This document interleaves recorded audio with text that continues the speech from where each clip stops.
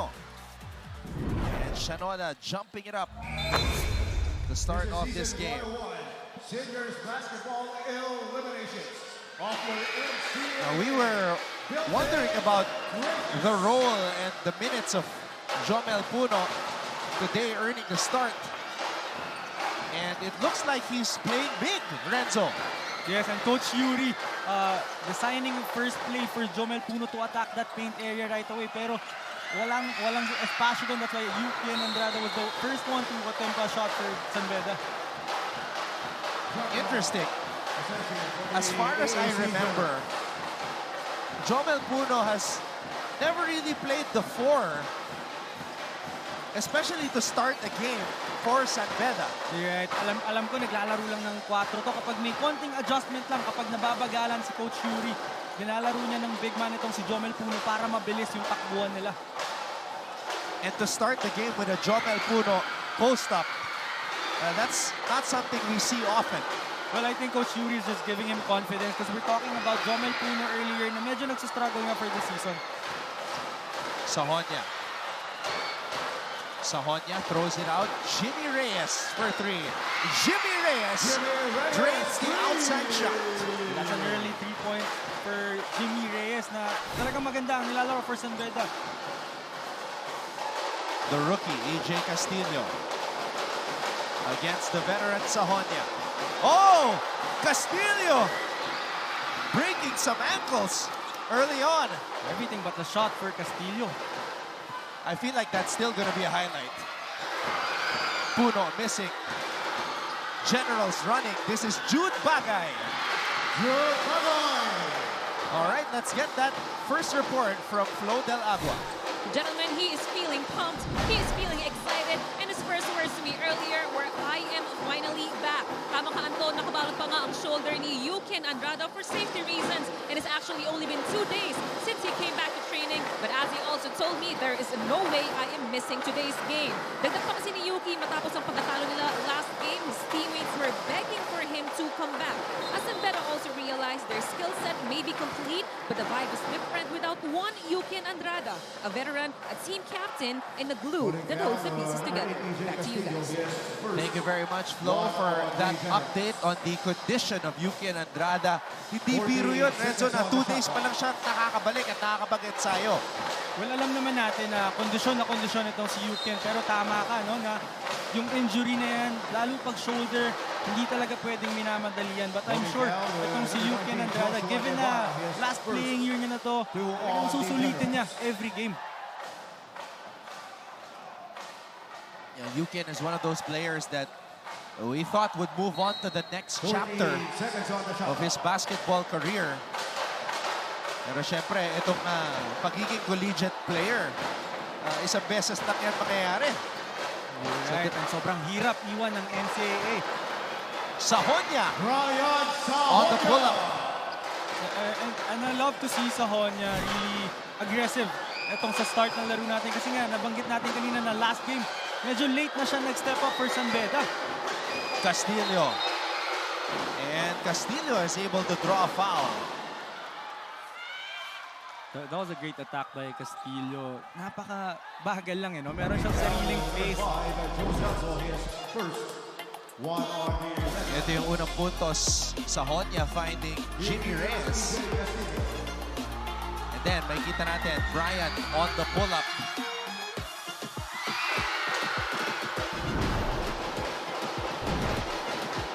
Meanwhile, Castillo sinks the first free throw. EJ Castillo, the rookie out of the EAC Brigadiers high school program, 2-time Mythical 5 member.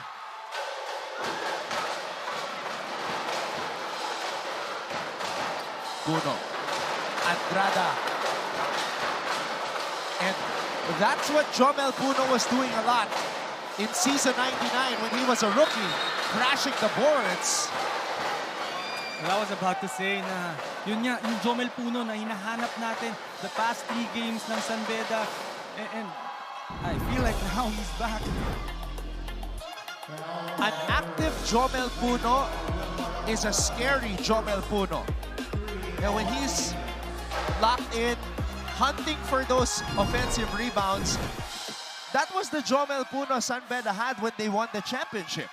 And there's no stopping Jomel Puno getting that offensive rebound. Lalo na kapag hindi mo na box out ng maaga yan. Because he's very tall, sobrang haba ng arms niya, and he's very athletic.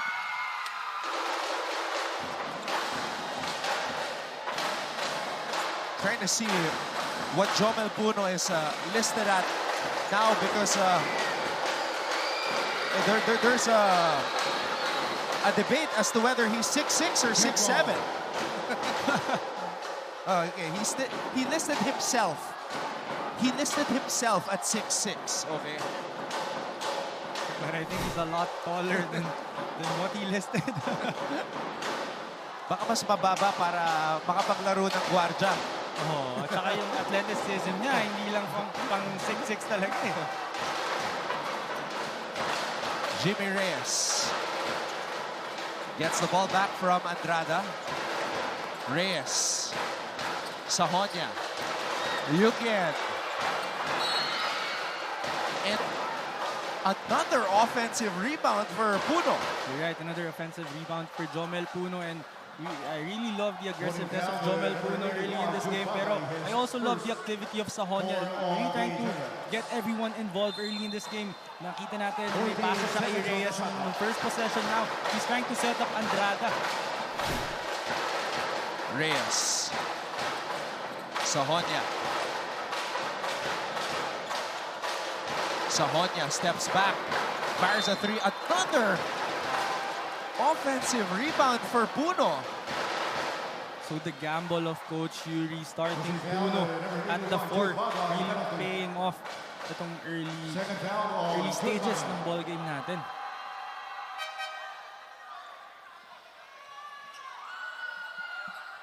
Yeah, that's 4 times in the last minute or so na nakapulot ng bola si Puno. And you gotta love his energy. He's just chasing for that basketball every single time.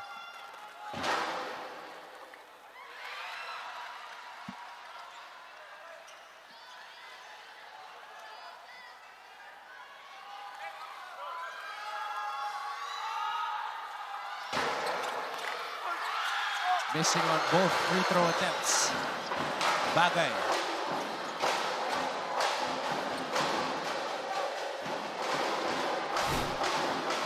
Bagay. 3 for 3. And that's a foul. I don't think that's his shot, talking about the three-pointer of Bagay. I think he's really more efficient attacking that basket. Yeah, you're right. Before that shot, Bagay was 0 for 3 from beyond the arc. So hindi talaga siya tumitira madalas from the outside. But you have to love the confidence of Bagay. Pero I really think na kaya niyang i-take one-on-one kahit sinong defender. Reyes sinks the first free throw, and we're about to see the entry of the big man, Bismarck Lina. You're right, but I'm actually surprised na hindi pumunta kahit isang beses kay Celso itong San Beda on the post, no? Given na kitang-kita natin yung diferensya niya dun sa big men ng EAC. There's something strange happening here. Celso sitting on the floor.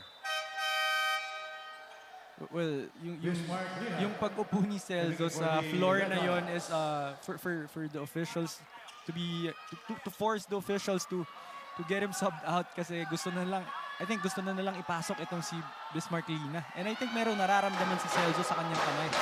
Yeah, he's getting checked on right now as Reyes sinks that free throw. Castillo.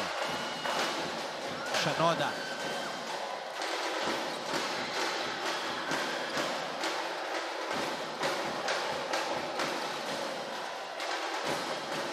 Seven on the shot clock. Oftana. And the Generals will run out of time as Postanes went up for that shot. That That was a bailout shot for EAC. I thought San Beda really did great defensively. Timeout, San Beda Red Lions. So now the coaching staff of both sides debating as to whether i-count ba yun or ika-count ba yung huling tira ni Postanes. We'll take a break and find out on the other side.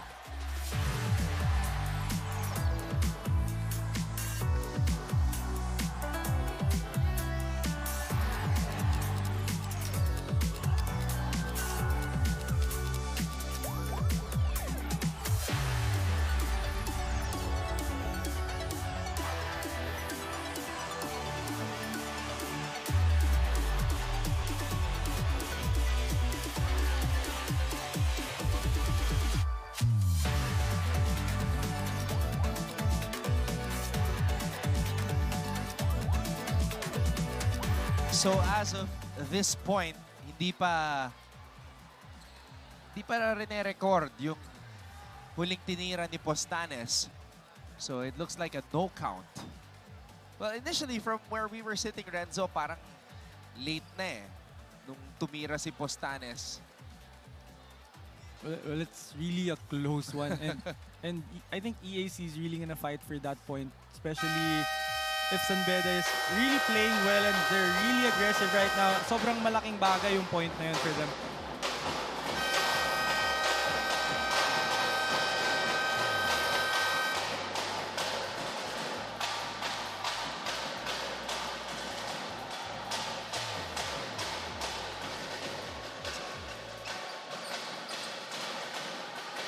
So it is a no count San Beda basketball.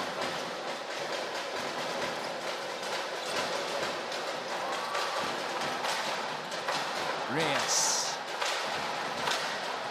Sahonia. Back to Reyes. Andrada. Still trying to get on the board para sa mga Bedista. Well, I think that's a good adjustment on the side of EAC defensively. After that stoppage, usually, merong mga instructions yan sa mga coaches kung anong ira-run And then, na-confuse yung San Beda that time kasi nag-zone sila bigla. Castillo missing. Puno with the rebound.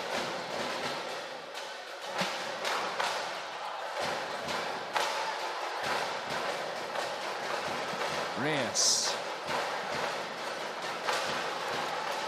Reyes to Sahonia. Inside pass to Lina.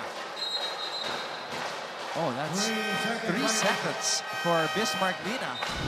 And that's back-to-back possessions for EAC doing a good job on defense. Coming in for the Generals. Captain Miller coming in for the Red Lions. And that was the previous play na talagang not counted na tira ng EAC. Kaliman, Miller, and Gonzalez are now on the floor for the Red Lions. And San Beda is going big right now with Gonzalez on the point. Postanes. And Postanes Rico Postanes. gets on the board. And as soon as I said that San Beda went big, inatake naman agad ng EAC to sa loob. Pinal, pinasok na rin ni Coach Gerson Cabiltes. Andrada, his first basket of season 101. That was a great find for Gonzalez. I think that was the third try of Andrada. Oftana on the move. Lina with a steal. Miller. Miller. And Jati Miller is able to draw the foul. That was a good attack by Miller. Really being aggressive. First, Gianlo Loristo. And then Roland Omanda coming in for the Generals. 50 girls for Jackie Miller.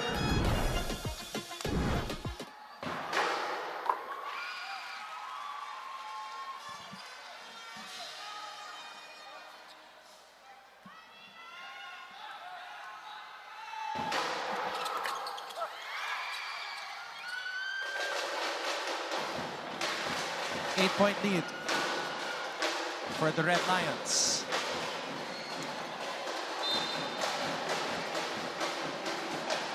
That's the same play they ran earlier. Na nakakuha sila ng layup off that back pick sa wingman nila.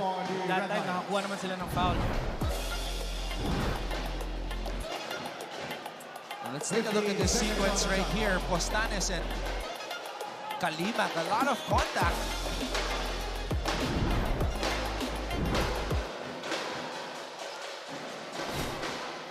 Omandak. Kinal on the pull-up.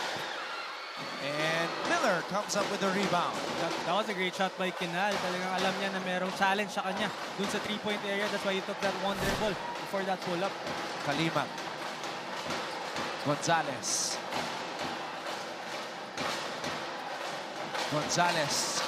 Kalimag for three. RC Kalimag. Three! That's a good execution for San Beda off that zone defense na binibigay nitong EAC.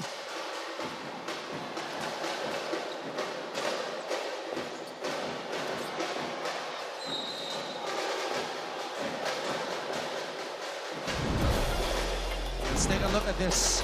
Nice setup by Nigel Gonzalez, ready to shoot. RC Kalimag. That was a good read for Kalimag, recognizing na yung tag ng EAC mababa. That's why he lifted. It is now a double-digit advantage for the Red Lions.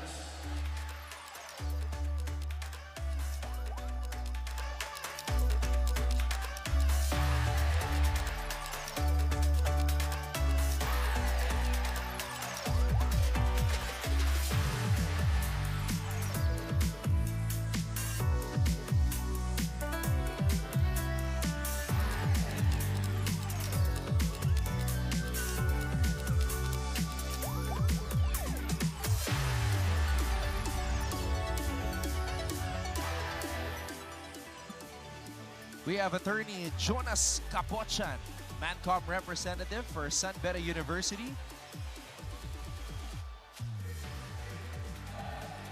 And Mr. Paul Supan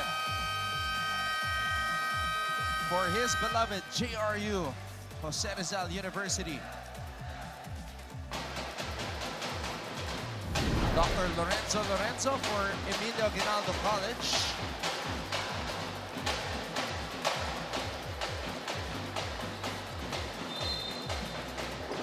14 seconds on the shot. 11-point advantage for the Red Lions. Kinal on the pull-up. And Etule is now in for the first time. It was a tough shot for Kinal. I thought he had the driving lane, but opted to go for that pull-up jumper. Gonzalez missing on that triple try. Miller for three.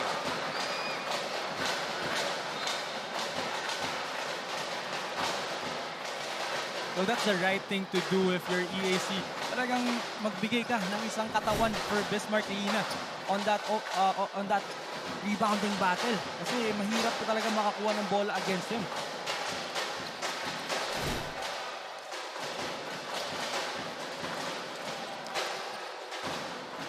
Loristo. Postanes. Omandak. Dangerous pass. But Nico Kinal finds a way to put it up and in. You're right, that was a dangerous pass for Omandak. Pero nagawa ng paraan ni Kinal. 2 minutes. Etule.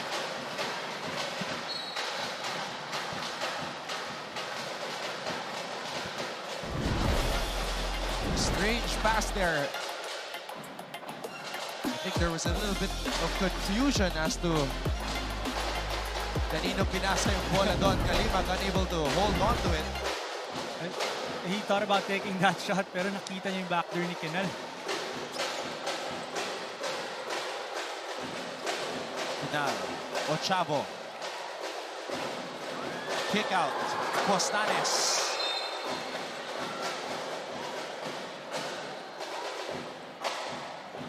Holding down number 3, James Roll, that's Omandak, penalty. First foul on Roland Umanda.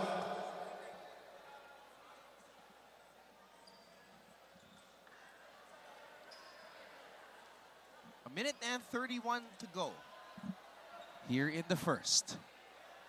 And Zed Etule 2 free throws for Zed Etule. take 2 free throws.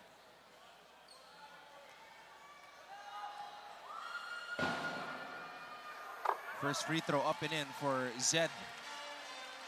And this is a great start for San Beda, Anton. Kanina sinasabi nga natin na ang hirap talaga pag itong San Beda nanggaling sa talo. Kasi yung next game nila talagang sanay na sanay silang manalo. So for sure, babawi talaga sila. The transferee from CEU, 6'4".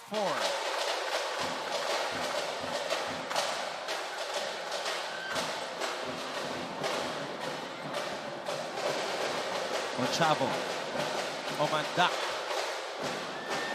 Kinal with the floater. Nicole Kinal. That was another backdoor play para dito sa EAC. Para kay Omandak and Kinal. And I think na talagang nag-work yun for them eh. Talagang basang-basa na nilang dalawa yung mga ganung sitwasyon.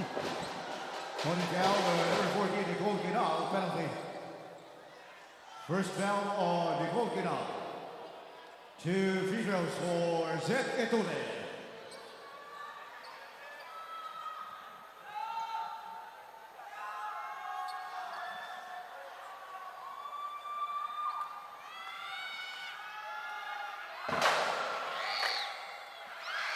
San Beda having trouble finding the bottom of the net from the free throw line.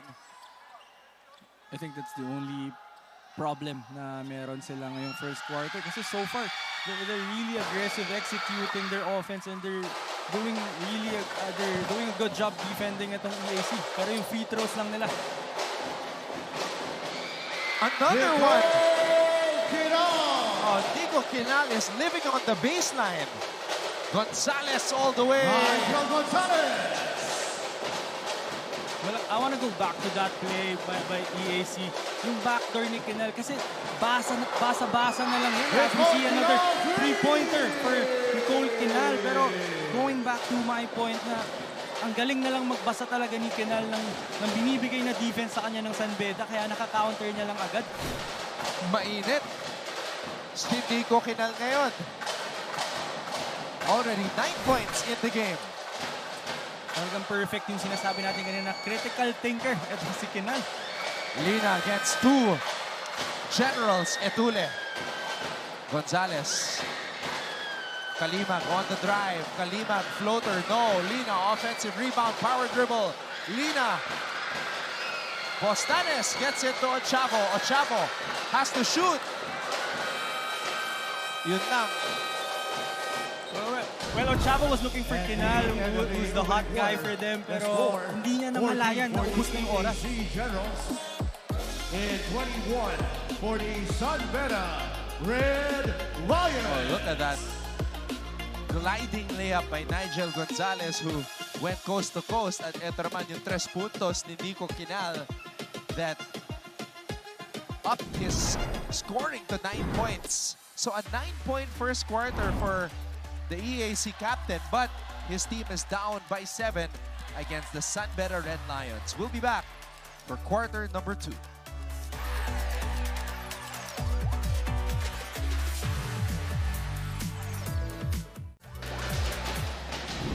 Second quarter is officially underway. Thank you so much for joining us here on GTV simulcast on Heart of Asia. Anton Rojas, Renzo Navarro, and Flo Del Agua, your broadcast team for this matchup between San Beda and EAC. John T. Miller putting it up. Lina, offensive rebound. Lina stripped. Generals are running. Omanda, extra pass. At may foul na tinawag dito kay Etule. Well, that was a good defense for EAC, and they really did a great job running that break, getting a foul against San Beda.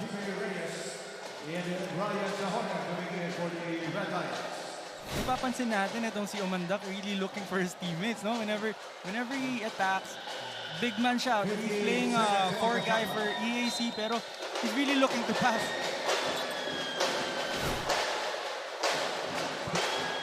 Tumanda. Ochavo, 3 for 3. And Sahonia comes up with the board. Miller. Miller. And Junty Miller will get the bonus. Then you have to love Ochavo, really. Trying his best to challenge Miller, but John T. Miller is just unstoppable on that fast break. I never thought that I would see a Pinoy step on a 5'5" guy.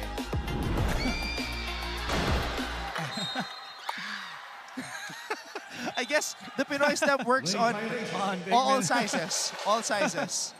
But nonetheless, John T. Miller got the basket, so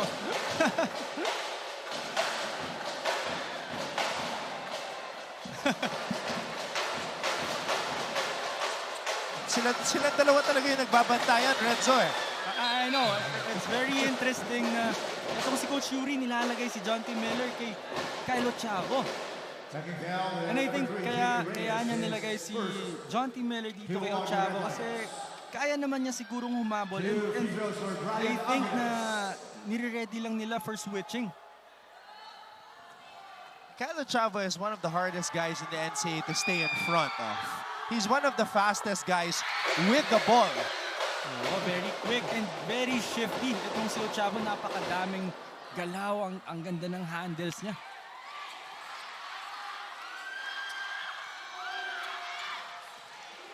Alright, makibalita muna tayo kay Flo Del Agua. Anton and Renzo, alam itong si Nico Quinal ng EAC, hindi pa daw ina-announce kung sino magiging team captain nila this season. He already knew in his heart na siya ang pipiliin. Sabi niya kasi sa akin kanina, out of all his teammates, siya daw ang may pinakakabisado kay Coach Gerson at alam niya na kung sino o ano ang takbo ng kanyang utak. That's why when the coaches screamed, we have to cut this lead earlier during the first quarter. Suddenly, choosing Quinal as the team captain became their best decision after all. Your thoughts, gentlemen? You've been part of many teams, Renzo, and coaches have different ways to reveal or give the news sa player kung paano sila magiging or kung sila na magiging team captain. Oh, pero most of the time talagang ang pinipili is yung most experienced which is yun nga sa lineup ng EAC right now, yun si Quinal kasi sobrang tagal niya na dito sa NCAA, so siya yung pinaka may perfect na experience para sa role niya. Meanwhile, Seth Etule knocks down a triple. So Etule showing us the range. Oh, what a save by Etule. And Etule showing us the speed. Sahonia to Andrada. Andrada out to Jimmy Reyes. Reyes to Miller. Miller for 3. And Ochavo comes up with a board. Oh, Miller comes up with a steal. Miller is body checked by Ochavo. And that was a frustration foul for Kyle Ochavo because he thought he was fouled by Brian Sahonia on that fast break. And I really think na there was a lot of contact on that situation pero hindi natawag ng referees yun, so you just have to continue playing if you're Kyle Ochavo. Grabe, tindi ng pace. San Beda, I feel, up the pace in that in the last two possessions actually. Going high octane. Well, they actually started this game with that kind of pace. Talagang they're really aggressive, attacking that paint area, giving out those extra passes. Kaya meron silang mga 3-pointers na nakukuha. And I think that's also one thing na na-realize na tong San Beda na start pa lang ng game, they really have to be aggressive.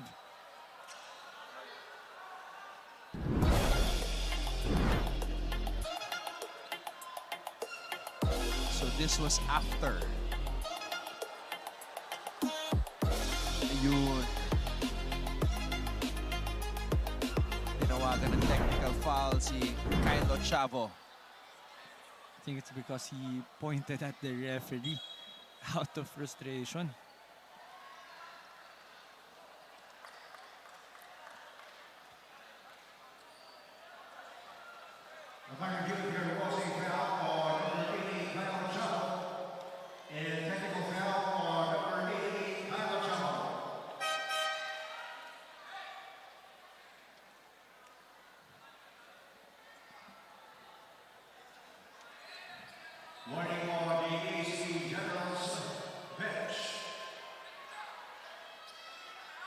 Technical free throw for Johnny Miller.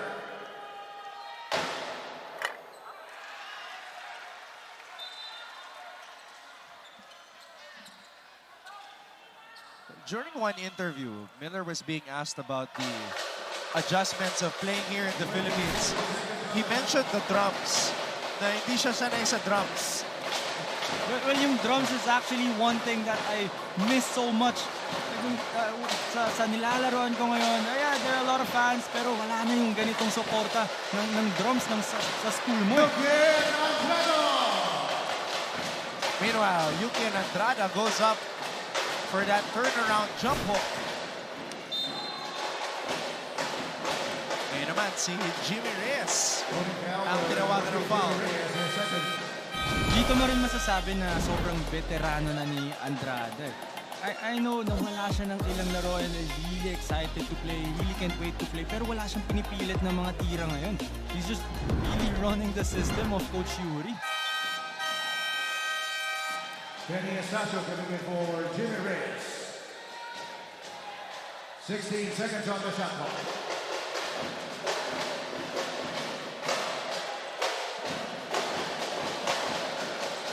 .13 lead for San Beda. Oftana for three. Sahonya with the board. Well, I thought Shanoda was wide open down low after that Spain action, hindi lang nakita. Kenny Estacio ngayon ang pinasok, Renzo. Ganun kaganda yung nilalaro ni Reyes for San Beda.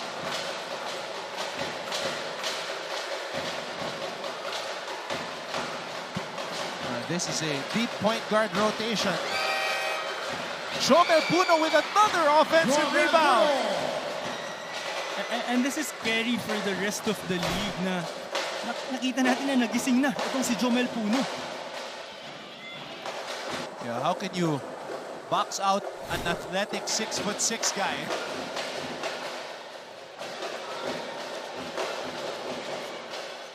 Oftana. Loading it up from the free throw line. Well, that was a better execution for EAC. That time, nakita nila si Shanoda after that Spain action. That's why nung nag-collapse agad yung defense ng San Beda, nakita ni Shanoda itong si Oftana for that short jumper. Sahonya. Etule.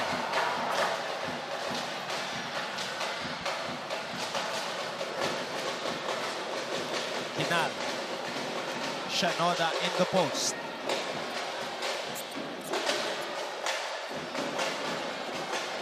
Shanoda to Oftana. Oftana pulls up.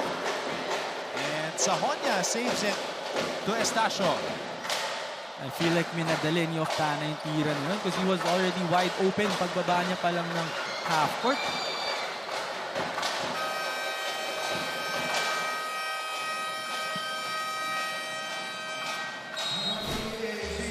Coach Gerson Cabiltes calls a timeout. San Beda leads EAC 30-17.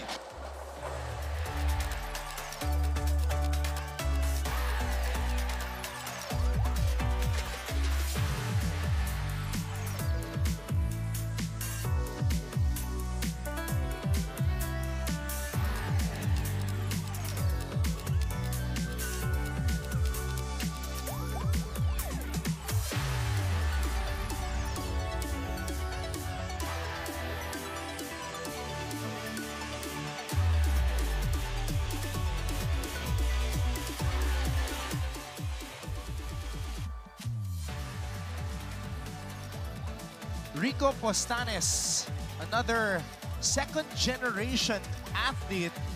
His father, Edgardo Dodong Postanes. What a career he had playing in various leagues like the PABL, the PBA, the NBA, PBL even. So it's always nice to see yung next generation of athletes.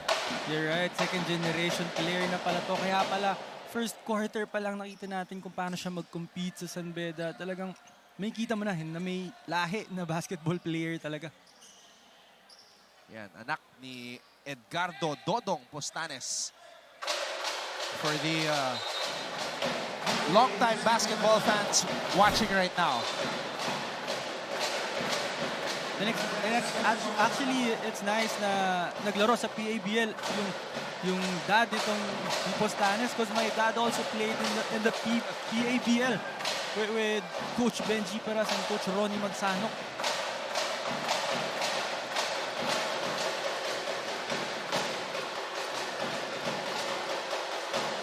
Estacio. Andrada. Estacio.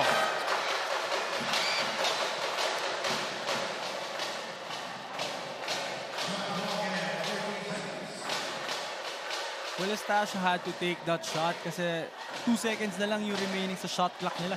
So I think na maganda yung depensa ng EAC sa kanila ngayon. Sahonia. Throws it out to Penny. Sahonia for 3. So yung change-up ng defense itong EAC working for them right now. Talagang nako-confuse yung San Beda eh. And Sahonia comes up with the rebound.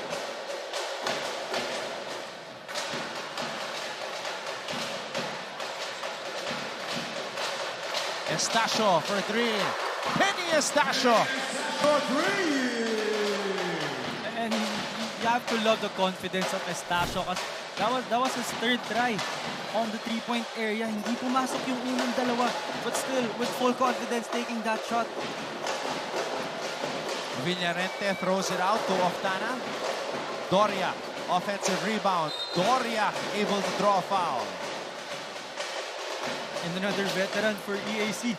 Itong si Doria. Kita natin gano'n siya ka-patient doon. His first for on the red light.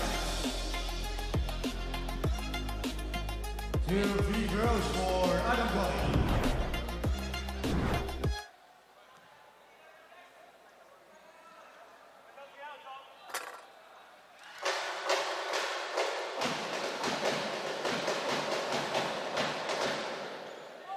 Four minutes and 27 seconds remaining in the second.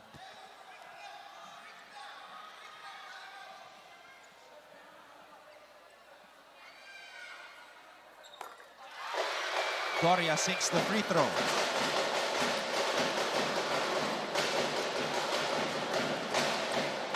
Now EAC applying full court pressure. It's really something that they need to do if they want to catch up in this game. Kasi San Beda is really playing well. Sahonia. Andrada, turnaround. Celso could not hold on to it. Again, another great stop by EAC. Doubling Sahonia on that right side of the court.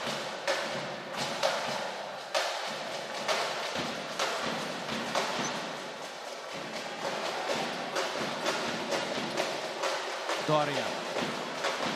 Angeles. Oftana mula sa kanto.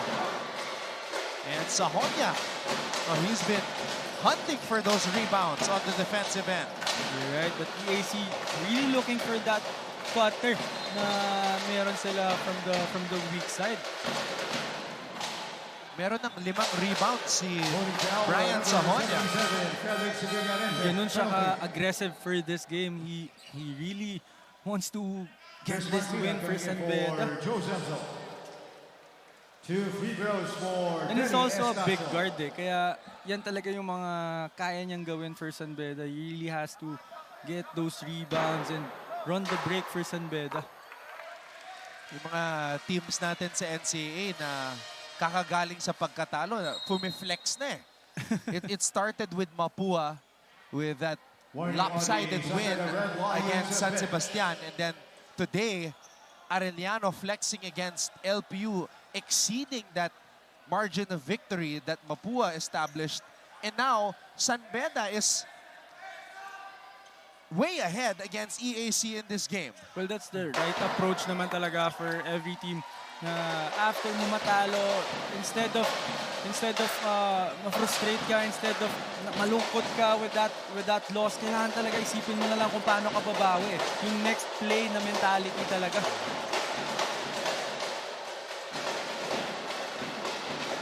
Angeles. And Angeles drains a triple, a badly needed basket Timeout, San Beda for the Red Generals. And Coach Yuri Escueta calls for time.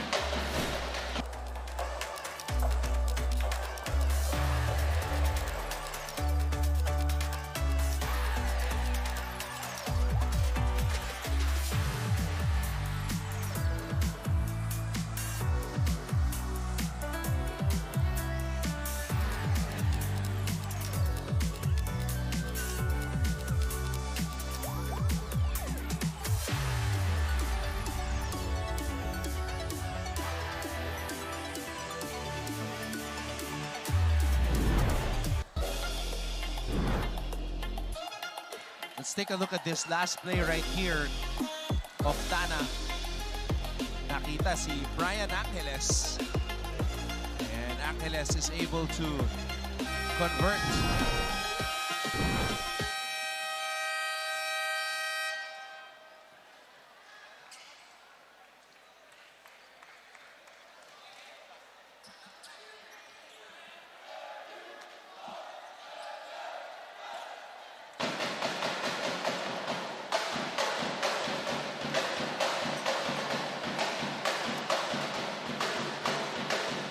For EAC right now, they really have to do something about this game na kailangan nilang maidikit to bago man lang matapos itong first half. Kasi kapag binigyan mo ng ganyan kalaking cushion ng San Beda, ganyan kataas na confidence ng San Beda, mahihirapan ka na talaga sa kanila sa second half.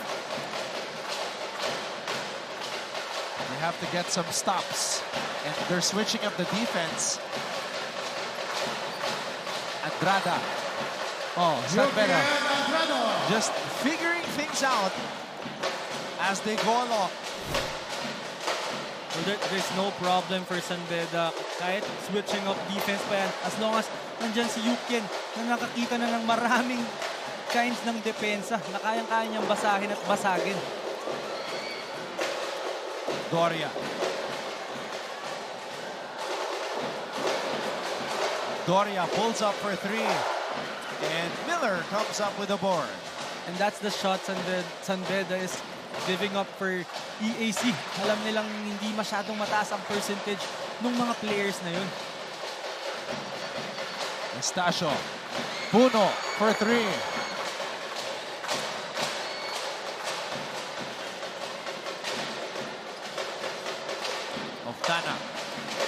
Oftana. Angeles. Angeles with the reverse. Brian Angeles, 2 minutes. Well, I was gonna say na dapat tinira na ni Angeles because he just made the shot earlier. But that was still a good drive for him. Puno offensive rebound and put back. What makes it hard to stop Puno from getting those offensive rebounds is hindi mo alam saan siya nanggagaling eh. And Puno comes up with another rebound. Estacio. Lob pass to Andrada. And everything's just going on the side of San Beda right now. They're defending well, they're executing well, and hindi mahanapan ng paraan ng EAC ito. Oh, lucky bounce right there for Jacob Shanoda. And even that shot, barely going in for EAC. Oh, John T. Miller. Ang dali lang ng basketball para kay Mr. Miller. He just walked it up. Right. Scorer talaga. Pure scorer. Holding down the number 11 of Justin Miller, penalty. Point and substitution for the Generals. Yukian Andrada, first game here in NCAA Season 101. He already has 9 points. Ito yung putback ni Jomel Puno, and the alley-oop, Estacio to Andrada.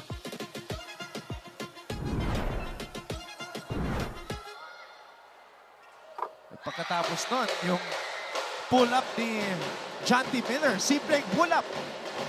Oh, tapos walang reaction from John T. Miller kasi it's something that he does every day. But I want to go back to that play, yung alley-oop kay Yuki and Andrada. It's something that you don't see every day.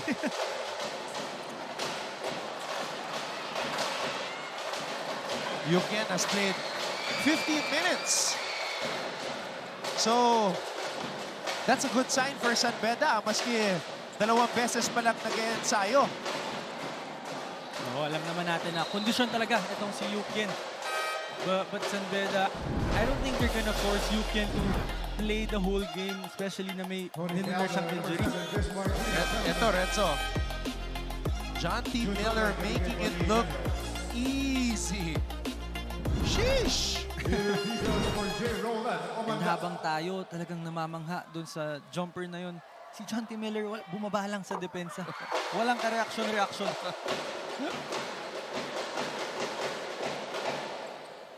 Si John T. parang yung yung ginawa niya doon, para siyang dayo na pumunta sa isang basketball court. Hindi alam ng mga tao kung paano siya maglaro, tapos bigla na lang pull up. Ay, magaling pala. Oo, magugulat lahat ng tao. Tapos siya, hindi na siya magugulat sa tira na yun dahil matagal niya nang ginagawa.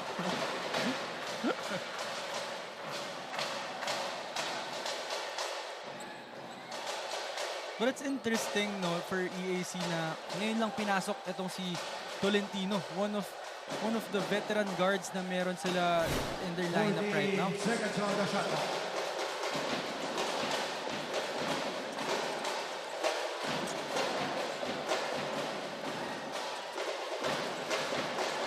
Eight seconds on the shot clock. Tolentino. Blocked by Kalimag. Sabi siguro ni Tolentino, ngayon na ako pinasok. Gagawa ako. Diskarte ako dito. Well, he had a separation, but I don't think it was enough to get a shot against Kalimag. Kasi malaki rin itong si Kalimag eh. Gonzalez with a rebound. San Beda has time. Gonzalez with the left hand.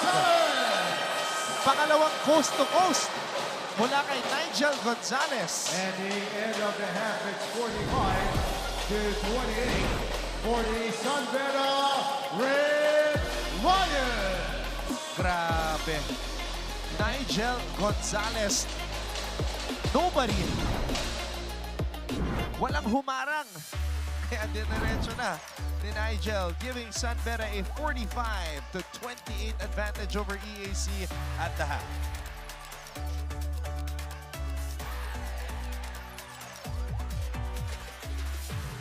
Ito yung malaking weapon na hindi pa masyadong magamit ng San Beda. At ngayon, nadagdagan pa ng isa pang mabigat na weapon, si Yuki Andrada. Oh, and we can't wait na makita yung very healthy na Yuki Andrada. And Castillo again draws another foul.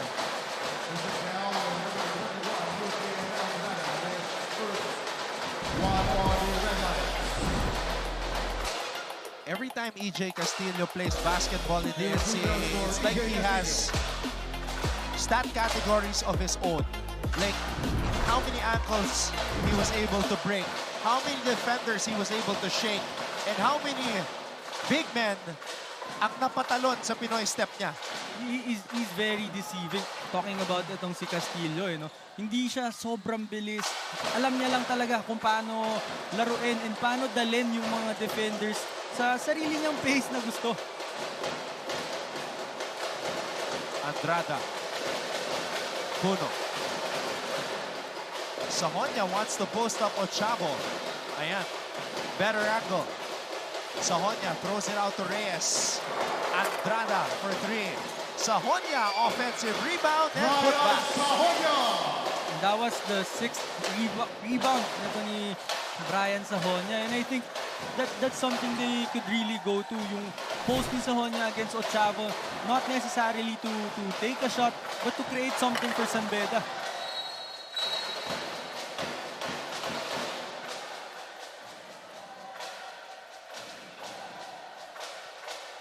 Let's get an update at courtside from Flo Del Agua. With 13 personal fouls in the first half, intelligent defense ang ulit-ulit na hinihingi ng EAC coaches mula sa kanilang mga players. But in times like this, kung saan malaki na ang kalamangan, sabi sa akin ni Rico Postanes, he also remembers the lessons from his father. Stay in front of your man with arms wide open na hindi agad-agad nabubuwag. Yan daw ang napanood ni Rico mula pa nung bata siya kapag sinasama siya ng kanyang tatay sa mga games. At dito sa second half, para kay Rico, ngayong dikdikan ang kalaban sa kanila. He keeps the reminders not only from his coaches now in EAC, but also from his father and greatest mentor. Back to you, gentlemen. Go naman, Renzo. What's the best advice that you got from your father, who was also a player in the PABL?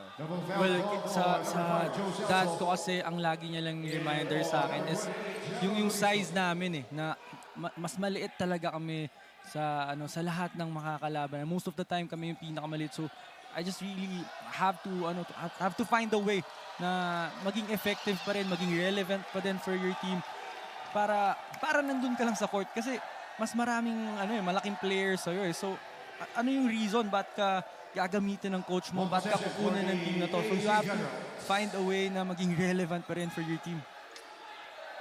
So, kumbaga, like he gave you that perspective na this is who we are and just find a way to, as you said, like make an impact. Oo, and yun yun naman yung importante sa basketball eh. Kasi yung coaches mo, they're not gonna ask you to do everything. You're assigned a role na kailangan mo laruin ng maganda. And for us nga na katulad niya nung sinasabi ng dad ko na point guard kami. So there has to be something special with you na para gamitin ka, para kunin ka ng mga teams. Must have been a great moment, no? Nung nag-junior NBA ka. I'm sure your dad was pretty happy about that. Oh, and I think that was the first time na may ganun ako kalaking team na nasalihan eh. Kasi I think I was 14 years old that time. I wasn't even playing in the NCAA yet. Nasa Team B ako ng Golden Staglets that time. So napakalaking bagay nun for me as well, di lang sa dad ko. Yeah, that's the first time I actually heard about you sa junior Shot NBA clock program. at 14 seconds. 47-29. San Beda still ahead.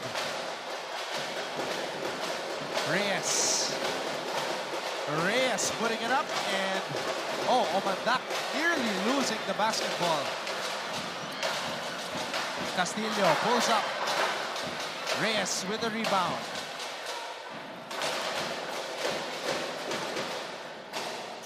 Andrada. Reyes. Back-to-back misses for Reyes. I think it's okay that he's really being aggressive.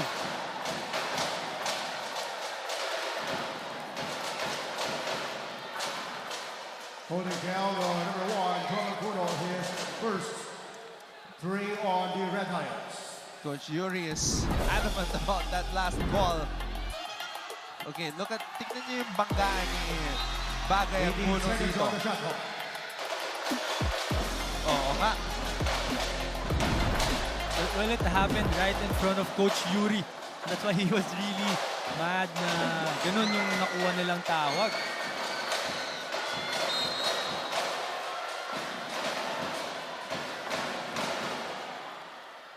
Holding foul, the number 3, Jay Roland opened up his second 3 I think on that's the the 7th Generals. rebound of Brian Sahonia. So we can see that he's really aggressive on everything in this game. Brian with 7 rebounds. You're correct. 4 assists, a steal, and 4 points. A little bit of everything for San Beda. And that's your leader right there. Bono. Reyes. Andrada, binigay dito kay Brian. Celso. Reyes. Celso. And one of the rare times na Shot clock violation. naubusan ng oras ang San Beda. Oh, a little bit too unselfish that time. I thought Brian Sohoni had the shot already. I thought Reyes had the shot already. Pero they were really trying to look for the best possible shot that possession. Kaya naubusan sila ng oras.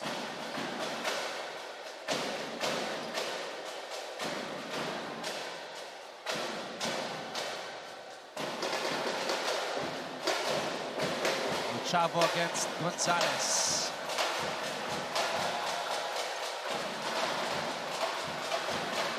Parang nagigigin si Bagay kay Puno eh. Oh, he believes he can really take on Puno, which is a lot bigger than him. He asked for that post-up. Nagbabangkaan pa sila dito. Oh, even on the defensive end, itong si Bagay talagang gustong i-challenge si Puno kahit wala pa siyang bola. Andrada. Oh, no.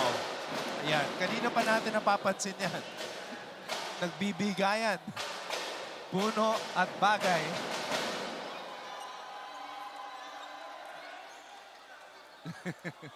Well, I think this is just out of frustration for Jude Bagay. Kasi kanina pa nakakuha ng offensive rebounds itong si Jomel Puno, which is sobrang nakakasakit for EAC. Interesting to see what the officials will decide here. His third personal and number 1, Jomel Puno, his second. Resulting to a jump ball. So double foul ang tinawag dito. Nagtataka lang si Jomel kasi yung forearm tumama sa liit niya. I think merong second motion na I don't think it was enough contact for the referees to call something.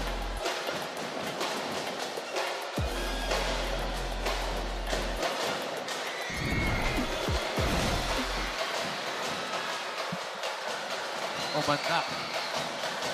Sahonia.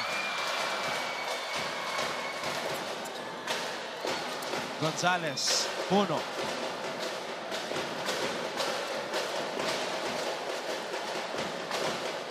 Sahonia. Yukien for 3. And Castillo with the rebound. Another great execution for San Beda. Just missing that shot. Oh, wow. Ochavo finds a way. Kyle Ochavo. Timeout, San Beda Red Nakalusot. Lions. Timeout, San Beda.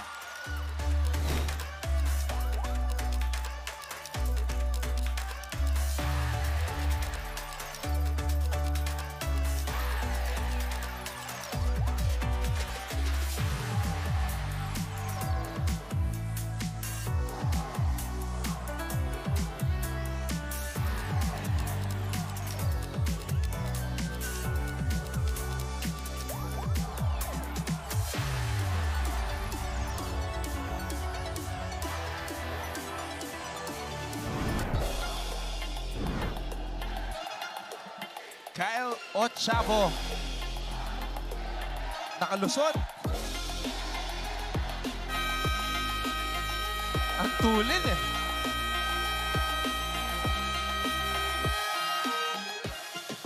And this reflects what you were sharing earlier about the teachings of your dad. Na, don't let your size limit what you can do on the court. Yes, you have to find a way to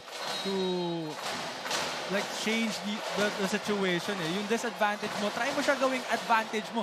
And that time, ginawa ni Ochavo yun na mas maliit siya compared to most guys pero binilisan na lang niya. Nigel Gonzalez with the flex. And I think he had every right to flex talking about Nigel Gonzalez. Woo! Sumabay ka ba? Nigel Gonzalez. Sheesh!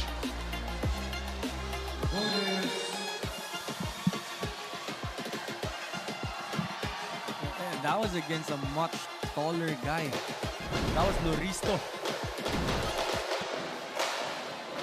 That's gonna come out on the highlights. Awesome plays. Technical foul on the EAC Generals bench. But I think Coach For Gerson is second complaining about infraction. something. I think Nigel Gonzalez warded off a little bit.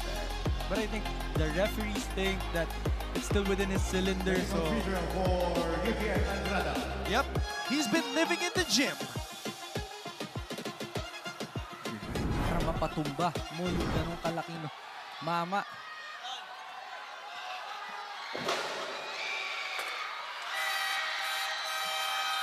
Shanoda coming in for the Generals.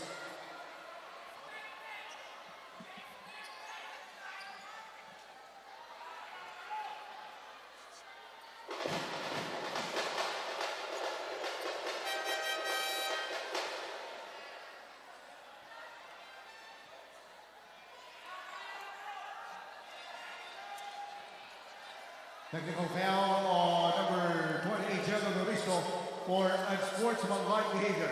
That's a sport. General Loristo called for a technical foul for unsportsmanlike behavior, and he's on the bench. Oh no. I think on his way out.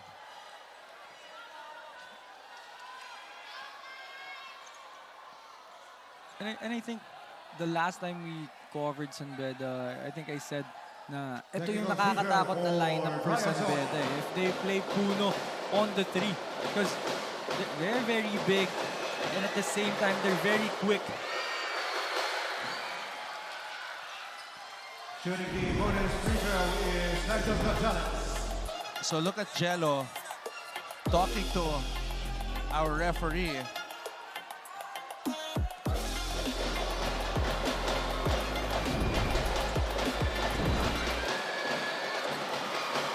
Yan yung mga ang sarap na pag-usapan sa mga podcast. Oh, pare, bakit ka ba napikon? Ano ba nangyari doon? Just to be able to hear both sides, no? but that's something I also realized na hindi ka talaga mananalo eh. You just have to keep playing. Wingar of Beda, 3! Hey, you know what? If you're San Beda, you can't relax because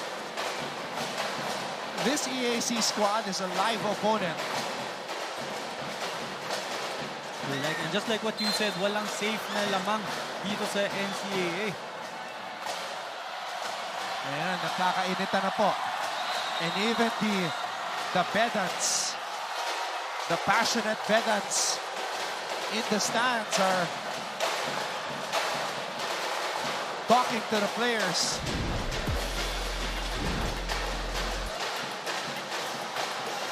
Oh. Nigel did not appreciate that.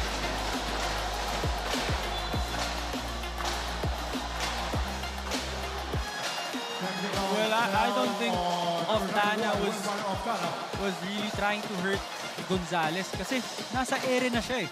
So hindi niya na mapipigilan yung momentum niya going down. It's just that there was too much contact. Kaya nag-react itong si Gonzalez. Now, number 91, Wilmar Oftana, and a technical foul on number 91, Wilmar Oftana.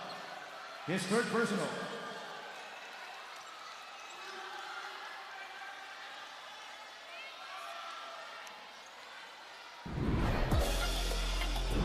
Technical free throw for So here's another angle. Yeah, tsaka nag-lead down pa si Nigel. Yun nga lang, it just didn't look good because it looked like a flying knee. Oh, but Nigel was trying to save the ball. Kaya siya napayuko ng konti while itong si Oftana already jumped. Kaya nasakto lang yung tuhod niya doon sa ulo ni Nigel.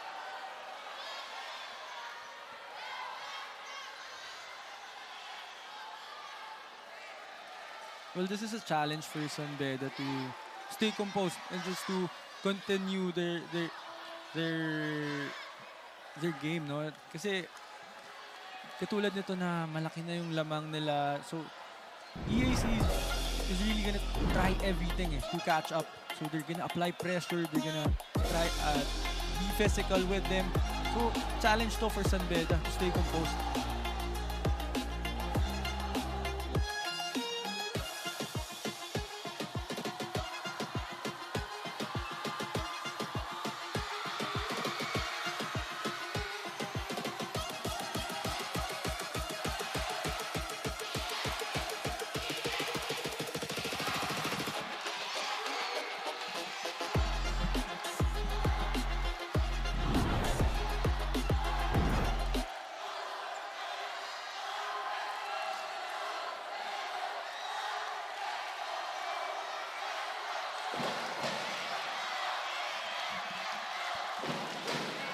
So this is a long review.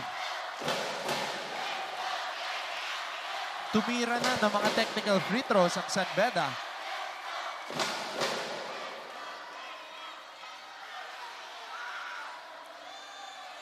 Nigel coming over to Oftana. Nagkamayan na yung dalawa. The two primary players involved that resulted in this long review that is still ongoing.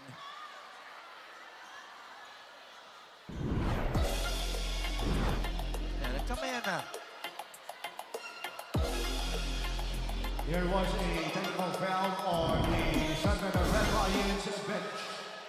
Well, hindi talaga may iwasan na you're gonna get carried away, especially sa intensity na meron tayo, sa physicality.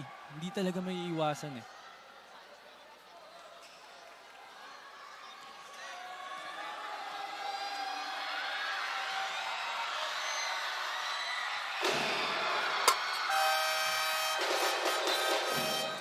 And Captain Miller and Zed Itole. So Miller and Etule checking in for Sahonia and Andrada. And John T. Miller is playing the 2 for San Beda right now. So imagine kung gaano kalaki itong lineup nila ngayon. John T. Miller, 6 rebounds and 5 points today. Oftana. Castillo on the pull-up. Short, Miller.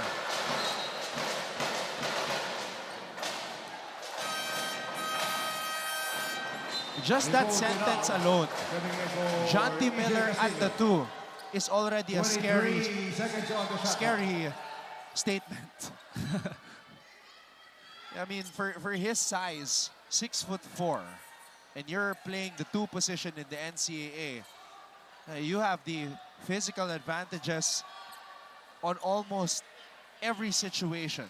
And given the scoring ability of John T. Miller, diba? Kung ganun nakagaling umiscore tapos mas malaki pa ng sobra against his defenders, nakakatakot yan. And there you go. Right on cue. John T. Miller nagkape pa sa ere. And that was the second time he finished with his left nang may contact. So yun yung scoring ability na sinasabi natin about John T. Miller. Oh,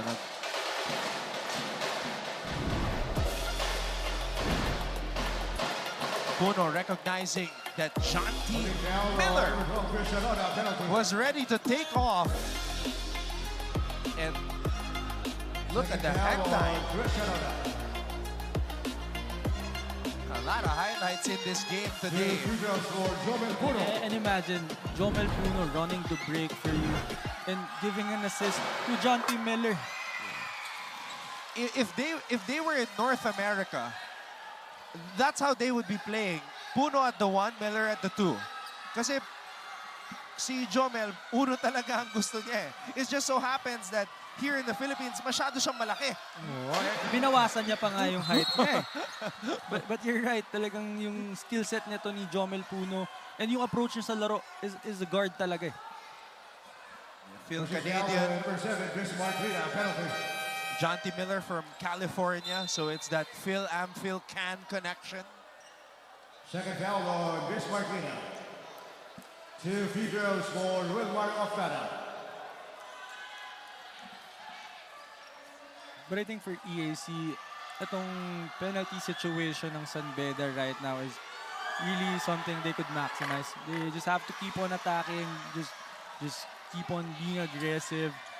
Makakuha sila ng maraming free throws. They have an opportunity to score with the time not running. Malaking bagay ito for them kapag ma-maximize nila to.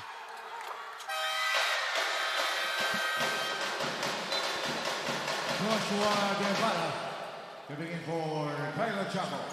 Devara coming in for the first time here.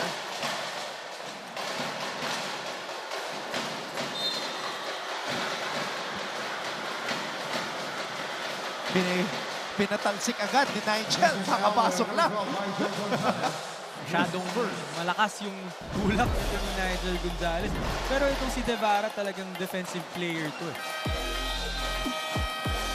RC Kalima coming in for Jobel Puno.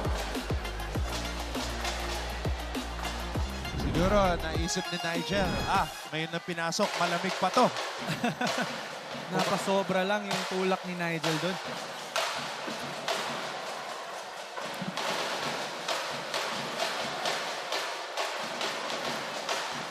Oh, Miller off to the races. John T. Miller with the finish. And another sidestep for John T. Miller against a smaller guy.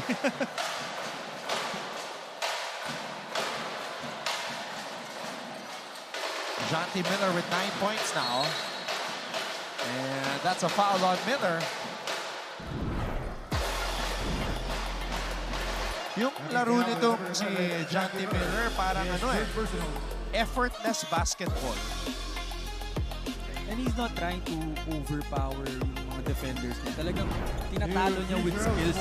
Yun yung maganda kay John T. Miller. Because we've been talking about it na he's a lot bigger than his defenders. Pero he's not trying to overpower them. Tsaka, kalmado lang siya maglaro eh. Except in the JRU game. That was the first time I saw John T. a little bit hyped and trying to hype up his teammates as well.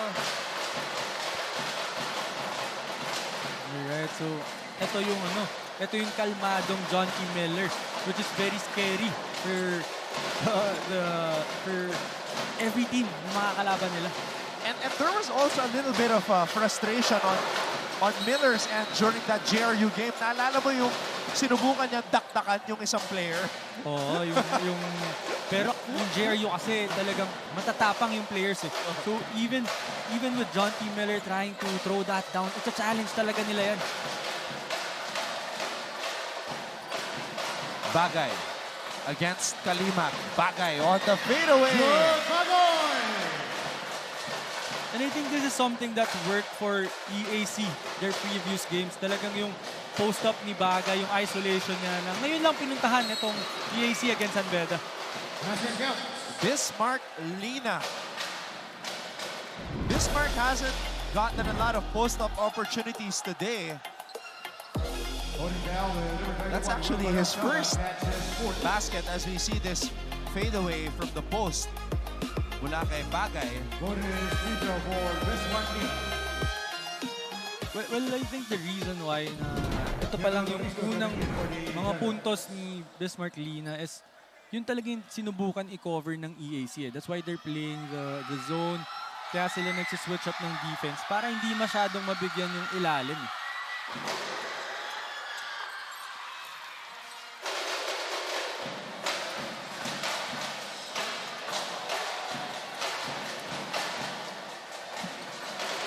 Guevara.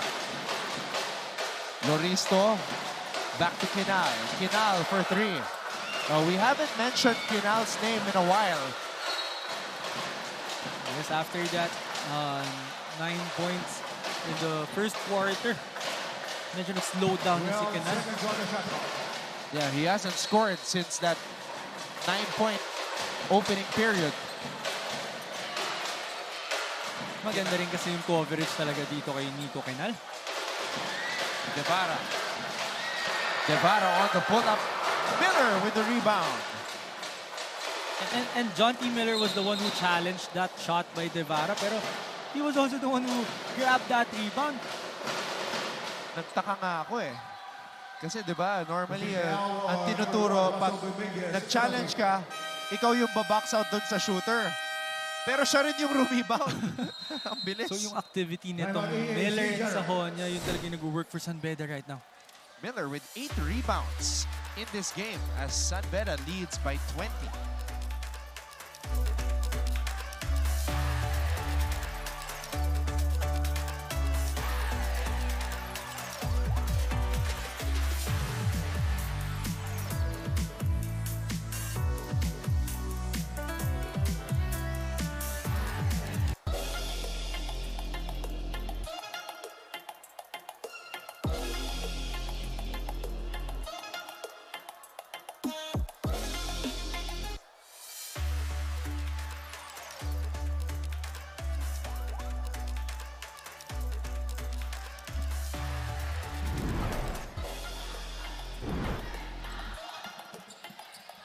All right, let's take a look at this last sequence right here. Dominguez and Lina in the background.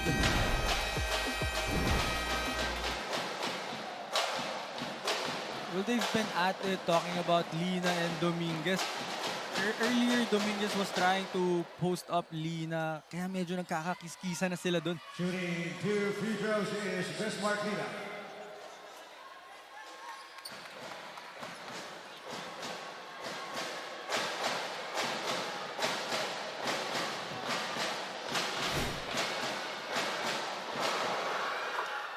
I really find it amusing, and it never gets old, when clearly a player pushes another player and pretends as if they did not do anything. When there are cameras all over the place. Well, kahit naman siguro ako, pag pumaul ako, natawagan, hindi rin ako aamin basta-basta. Well, yun nga yung mahirap for the players right now. Kasi kahit anong tanggi mo, pag nireplay na yan, talagang makikita. Ito na ang post-up. Oh, malaki na to. Malaki na yung binabangka ni Bagay. So, kanina, si Kalimag at si Puno. Ngayon, Bismarck Lina na. I think that's the adjustment na ginawa nitong San Beda. Lina wants it against Loristo. Miller to Kalimag. Etule. And Loristo with a box out. So Nigel Gonzalez was asking for it on the right wing. Hindi binigay nito ni Etule. Costanes. 2 minutes. Bagay. Bagay to Devara. 3 on the shot clock. Devara misfiring and a foul as the ball hit the backboard. And that was a bailout foul. Kasi apat yung white shirts dun sa loob against one EAC General. Pero nakakuha pa ng foul. And that's another example of what you were saying. Hawak ni Kalimag dati.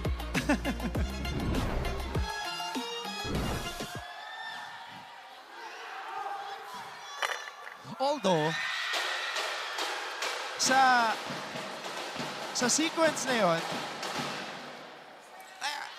I think it's debatable na walang ginawa si Kalimag doon. I think it was Postones who had the position. Oo. And nag-react lang itong si Kalimag. And I think nabenta ng maayos yung tawag. Yun, kaya siya nag-react ng ganon si Kalimag. Nabenta eh. Gonzalez to Kalimag. Miller for 3.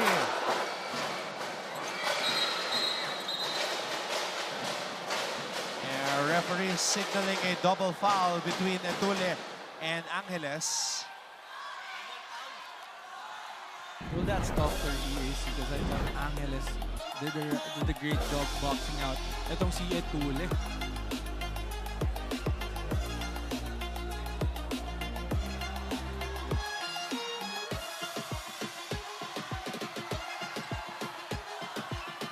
Foul called on number 15 on San Beda and on number 0 Brian Adams. So a double foul. The initial call stays.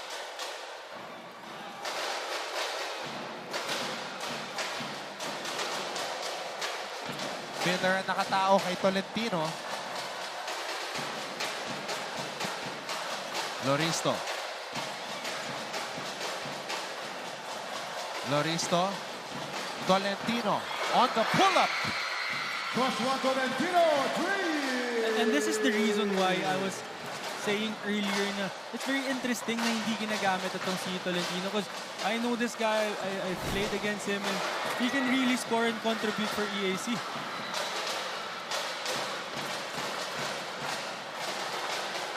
Tolentino. Oh, sumabit. And Nigel is not protesting, so Hacking foul with number 12, Nigel Gonzalez. I think he's one of the few guys na umamin sa foul na nagawa niya. Oo, di nag-protest eh. Ryan Sahonia. Nakaisa kasi si Tolentino kaya talagang challenge na ni Nigel. 3 free throws for Joshua Tolentino. Ayun, well, malinaw naman na sumabit. I think that was a great challenge for Gonzalez, but he went across Tolentino's body eh, kaya nakuha yung foul niya.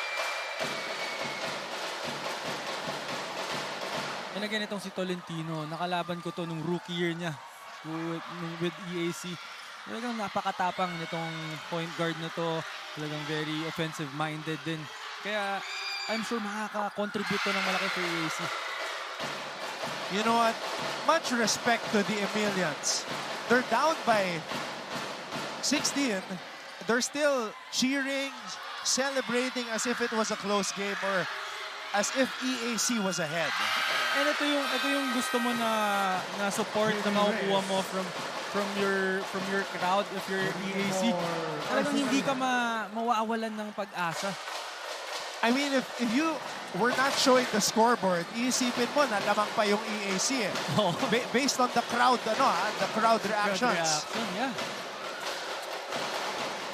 And talagang I'm sure itong EAC pipilitin na makahabol and subukang makuha itong panalo na to for their supporters. Etule, corner triple. And the question is, how do you stop San Beda if even Etule is making those 3-pointers?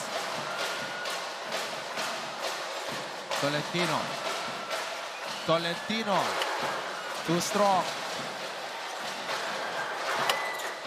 Etule with a good box out. Sahonia. 5 seconds remaining here in the third period. Sahonia fouled by Tolentino. So that's going to be 2 free throws for Mr. Sahonia. You're right. With only 2 seconds left in the clock, you gave up a foul. And kay Sahonia pa, binigyan mo siya ng 2 free throws to end this quarter.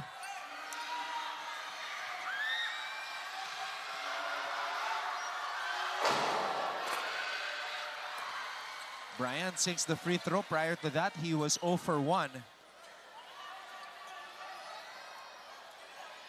Quiet scoring afternoon for Sahonia. Just 4 points, but he does have 7 rebounds, 4 assists, and 2 steals. Well, ito nga yung role na tinatry niyang gawin para sa San Beda. Yung pagiging leader niya. And at the end of 3 quarters, it's 65. So that will do it for the third quarter. San Beda leads EAC 65-46.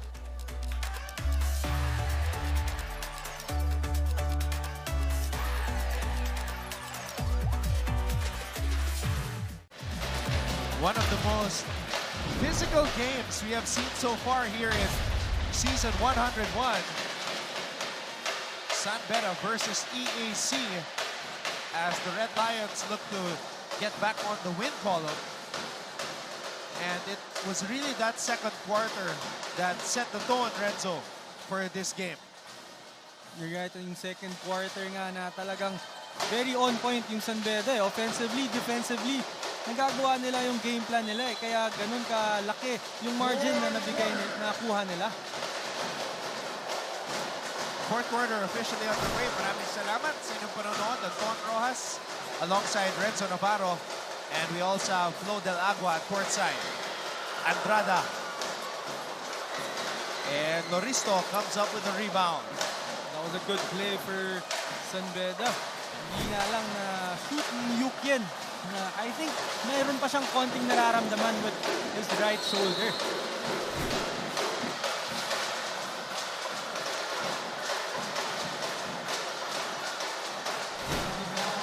And the coaching staff is asking Yukien if he wants to be taken out. And I think Yukien decided to sit this one out first. Para I think meron talaga siyang nararamdaman eh. Kasi kanina niya pa sinisenyas.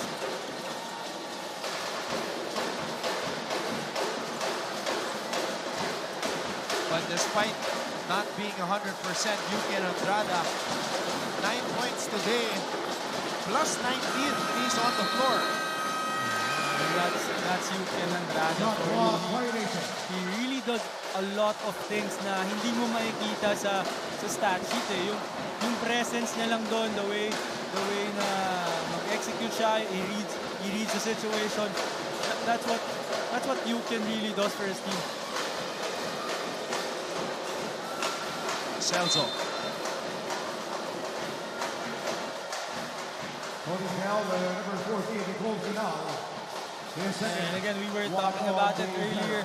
EAC is really trying to be physical on San Beda, but 14 as soon seconds on the as shot that clock. foul was called, Ryan Sahonia signaling on his bench na okay lang siya.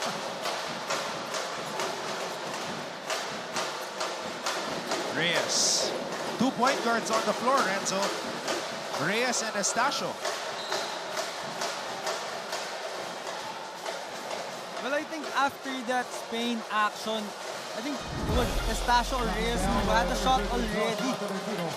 His second, 2 on the Generals. 14 seconds on the shot clock. Celso. Celso to Etule. Etule to Sahonia. Sahonia to Reyes. Reyes has to shoot. And Etule rises up for the rebound and put back. And you know what, Anton? Itong si Etule reminds me of nung rookie year ni Calvin Oftana. For San Beda, ganyan ang ginagawa niya. Talagang nasa corner, three-pointer. Tapos yung mga offensive rebounds, kinukuha lahat ni Calvin Oftana during his rookie year. Calvin Oftana, former NCAA Rookie of the Year. And Sahonia comes up with a board. I think that's 8 for Sahonia.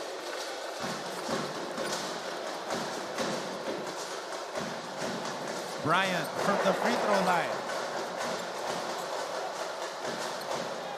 I think Brian was too open that time kaya hindi niya na-shoot. Mas sanay siya na may depensa. Pareha sila ni Deo Cuajao. Si Deo, aminado siya eh. Mas gusto niya yung may challenge eh. Well, for those players kasi na talagang mga dead shot shooters, when they're working out on those shots, talagang ini-imagine nila na may defender yan eh. Kaya pag biglang wide open sila, minsan mas masama pa yun for them. Coming in for Zedicone.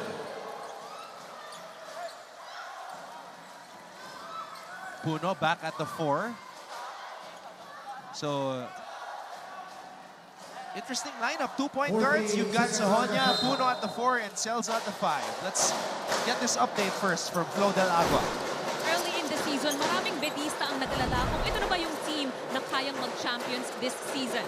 And at that time, one major missing piece ay ang kailangan na si Jomel Puno. But with his presence today, it is obvious that Jomel may have started the season late. But as he told me a few minutes ago, the important thing is I am here now. So with San Beda recalibrating right in front of us, let me ask this again. Ito na ba yung team na kayang mag-champions this season? Well, it's far from over, but the scoreboard now could give us an idea. A lot of people were saying that this lineup that San Beda has going into season 101 is championship caliber. Well, this is a very deep lineup, and with the system that they have, if everybody buys in, talagang malayo mararating nitong squad na to. Sahonia. And the good thing about season 101 is there are a lot of teams that you can say are championship caliber. Yun nga yung maganda sa teams natin yun, and with the format as well. You really can tell kung sinong hindi mo talaga alam. As early as now, merong mga maganda yung tinatakbo na teams. We have Perpetual, we have JRU, we have CSB, but I don't think you can really say na merong favorite na merong magdo-dominate Castillo spins, Castillo against two white shirts. EJ Castillo, the footwork. So that's a great move by Castillo. Very creative and very crafty with that move. Miller. Ochavo picks up the loose ball. Ochavo spins into trouble. I think that was a little too deep for Ochavo. I thought he had a floater already. Lina. Lina against Loristo. Lina. Miller. Estacio back to Miller. Miller for three.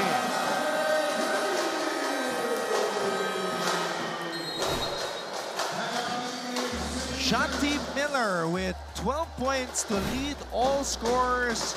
It is a 22-point lead for San Beda.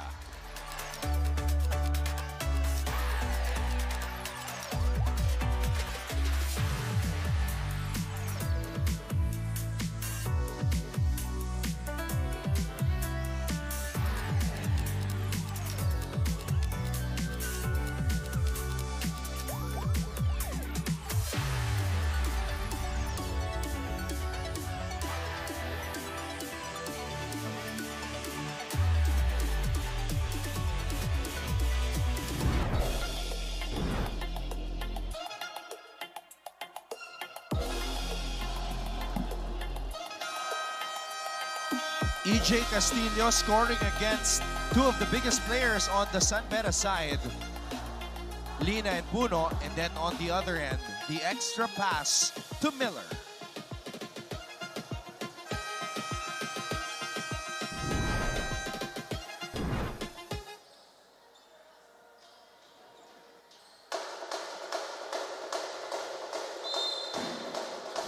.22-point advantage for San Beda.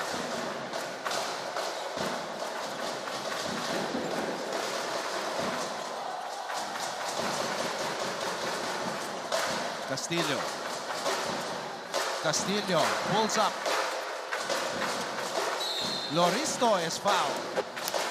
That was a very gutsy shot by Castillo. Shooting in front of Jomel Puno. That was a great rebound by Loristo. And they need a lot of this.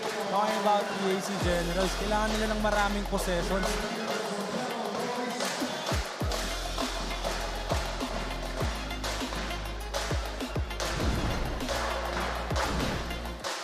And they have to make their free throws. Kasi ito yung ito yung perfect situation for them. Naka-stop yung time pero meron silang opportunity to score.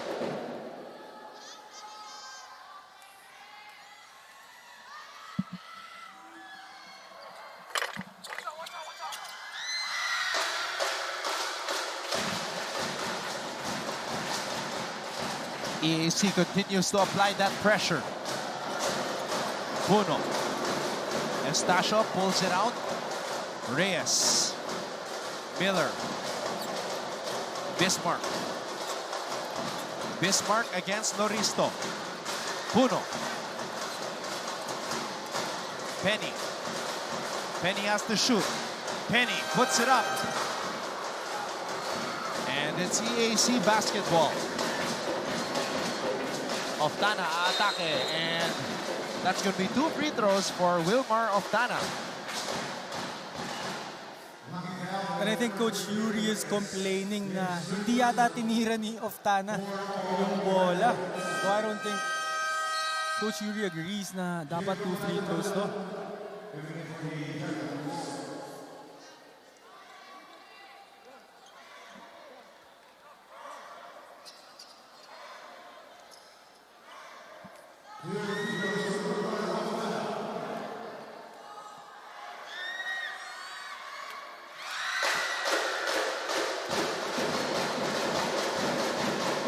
First free throw is good for Wilmar.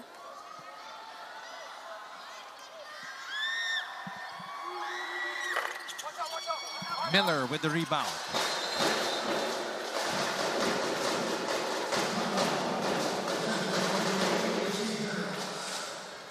Miller is one rebound away from a double-double. And we've been mentioning yung activity nito ni Miller and Sahonia. Pareho sila na they play the one spot or two spot, pero sila yung kumukuha ng rebounds. And that's your double-double. Talking about John T. Miller.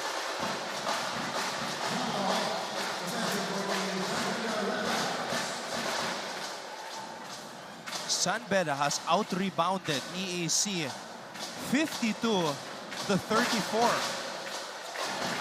Well, that's really one thing na magaling itong San Beda. They really control the boards.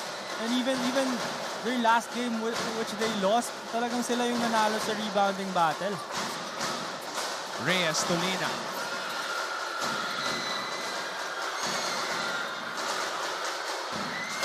EAC forces a turnover. And that's traveling on Ochavo. Naisahan din ni Miller itong si Ochavo. Miller celebrating after getting that stop. Hinarangan si Ochavo, and clearly Ochavo is frustrated. Well, I think what Ochavo is trying to say is he was dribbling the basketball. So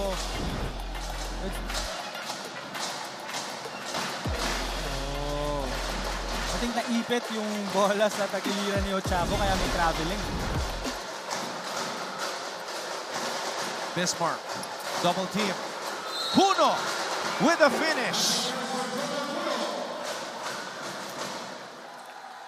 Oh man. Can you really believe na itong si Bismarck Lina yung perfect guy na bigyan mo ng bola sa post? Kasi hindi lang yung pag-score niya yung kaya niyang gawin. He can really locate those cutters from the weak side and the strong side. Kaya maraming nangyayari kapag hawak ni Bismarck Lina yung bola sa post.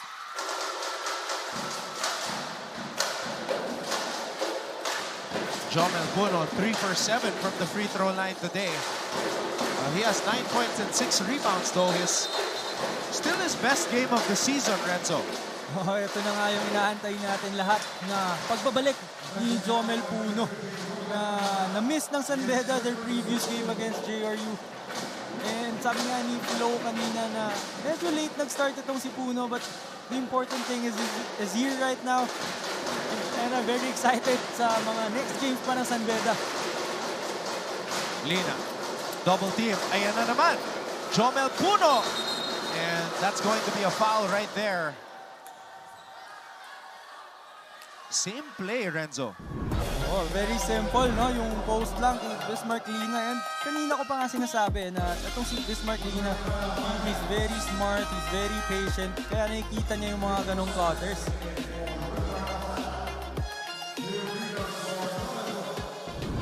And I don't think you can stop Jomel Puno pag nakuha niya na yung ganong buwelo eh. Well, right now, the only thing stopping Jomel Puno is himself. As he's been missing from the free throw line. And I'm sure itong sila Coach Yuri, sila Boss Judroke, hindi pa paalisin ng gym to bukas kapag hindi ka pa 50 free throws or 100 makes. That's now 3 for 9 from the free throw line. Sayang.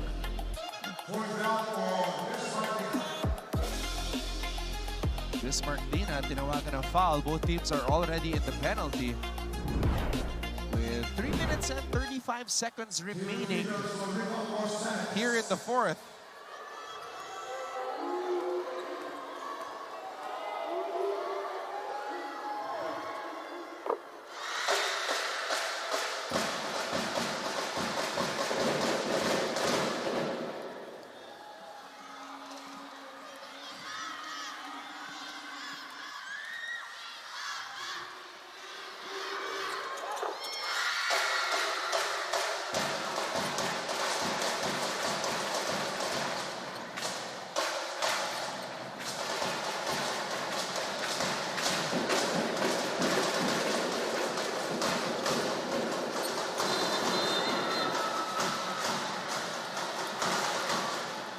Oh wow, si Bismarck pa tinawagan ng foul doon.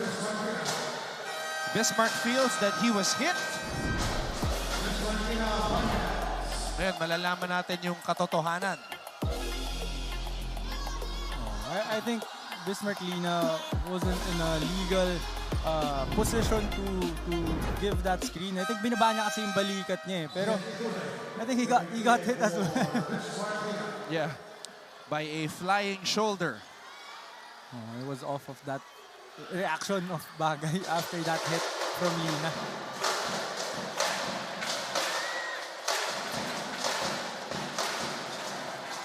Bagay in the post. Bagay. Now this guy is a physical player. And I said earlier na ito nga yung pinupuntahan nila their previous games which worked for them. Pero this game kasi sa San Beda, I don't think meron siyang kayang kunin na mismatch eh. Talking about Jude Bagay. Miller. Effortless. And that was just too easy for John T. Miller.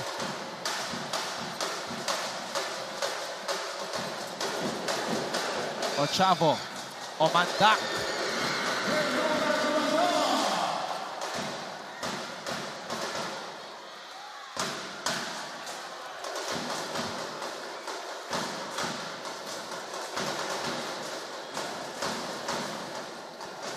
Miller from the corner. Jonty Miller with another one. John T. Miller isn't done yet. Still scoring.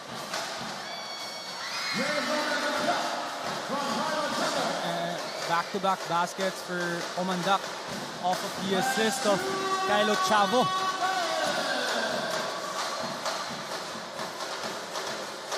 $79-60.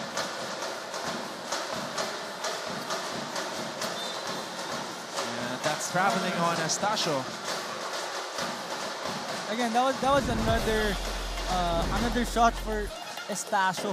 Sana, I think he was wide open already. Too small, sabi ni Jonty Miller.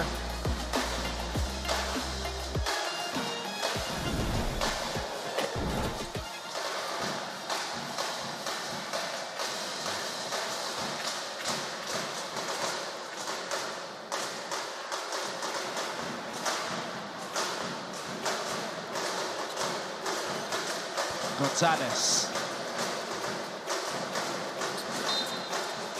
And that's traveling.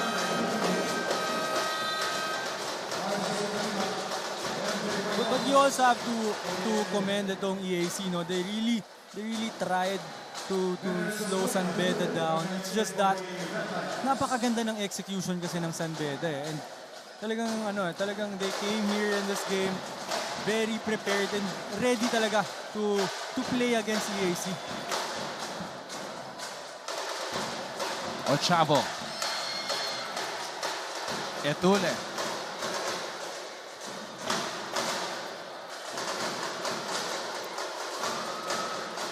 Etule. Back to Gonzalez.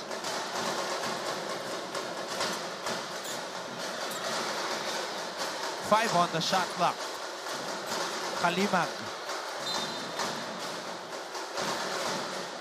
Could not connect with Songkuya.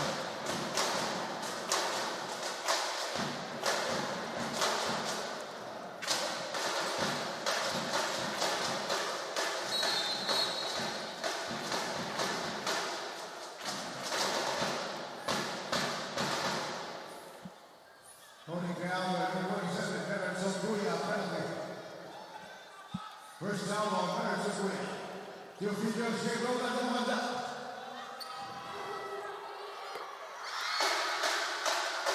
So looking up at the schedule of San Beda, Renzo, ang susunod na mga kalaban nila ay Mapua.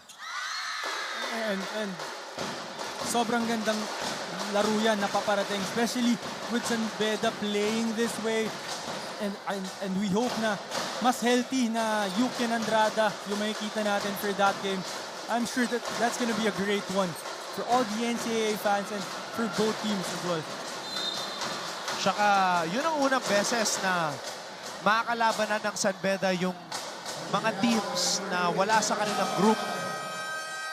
So that's the first time actually na magko-crossover ang Mapua at San Beda, and possibly the only meeting, unless of course magharap ulit sila sa playoffs.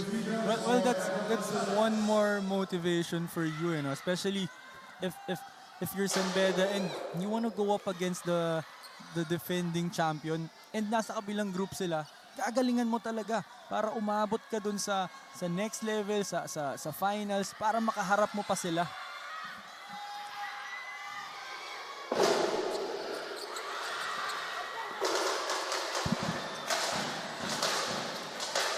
Omandak. Castillo on the fadeaway. EJ Castillo.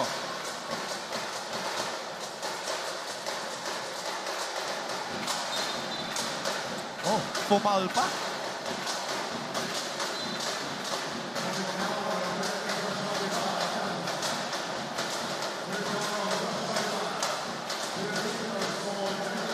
So, madadagdagan pa itong puntos ni Nigel Gonzalez at ang puntos ng San Beda. Well, if San Beda is going to continue playing this way, there's going to be a problem for the whole league. I agree 100%. So, Perpetual has been flexing. Mapu has flexed as well. Arellano earlier today. At ngayon naman, San Beda, John T. Miller. So we verified with the statistics, one shy of a double-double. But more importantly, a statement win for the Red Lions. You're right, this is a statement win, especially coming off that loss against JRU. John T. Miller really responding very well for San Beda. Yeah, I like what that moment between Ochavo and Miller. They hugged each other. They went to battle. And yun yung respect na binigay ni John T kay Kyle. Na kahit 5'5 lang si Kyle, di ba? 6'4 si John T. Hindi siya basta-basta magpapatalo dyan. That's why you also have to comment Kyle Ochavo na yung fighting spirit niya talaga, yung competitiveness niya. And I think yun yung magandang kinontribute niya for EAC this game na